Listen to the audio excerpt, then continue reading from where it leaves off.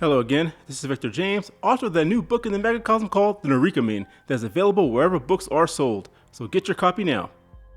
But I wanted to talk about a discovery I just made.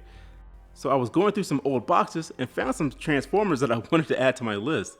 Then I discovered these weird looking creatures. Now there was a time I was just buying Transformers when I saw them. I had Pretenders, but I never really got into them that much, so I basically just bought these because, they were there and I forgot about them. So I had to actually look these guys up to see what I had, and lo and behold, these guys form a combiner named Monstructor. But I had no clue who that was, so I had to do a little research, and it appears Monstructor was big in the IDW days.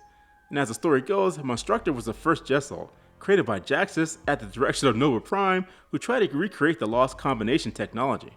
Birdbrain, Bristleback, Icepick, Scowl, Slog, Wildfly, these were the 6 volunteers that became Monstructor.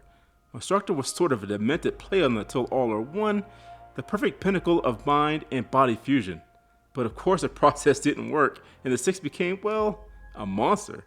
And they went toe to toe with the Mega Supreme, and even came back for a round 2.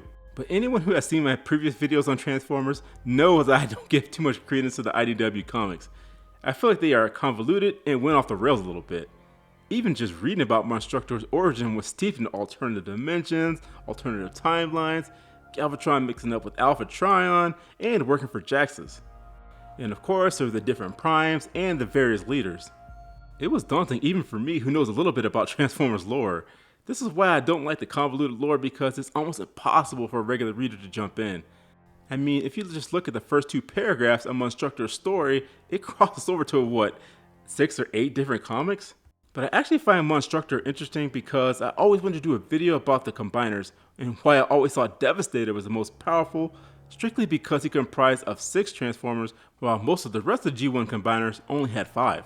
Now I could be wrong, but I think Piranacon is the only other combiner that has 6 Transformers besides Devastator. But tell me if I'm wrong in the comments below. And I'm only including the G1 continuity, so not someone like Volcanicus with Scar to make 6.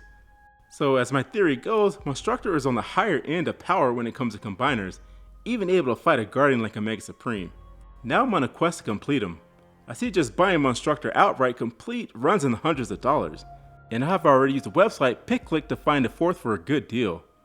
So if you're looking for a way to browse eBay for a good Transformers deal, try PickClick.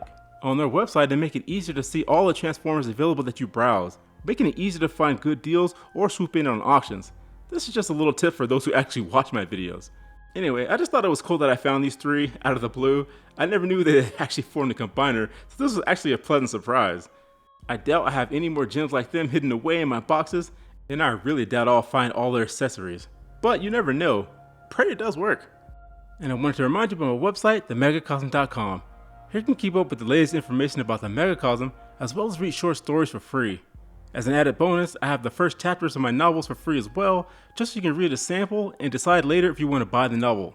I also have links to the articles I write for Bleeding Fool, and I have recently launched a Megacosm merch store with t-shirts that feature the Fiasco logo as well as my publishing imprint.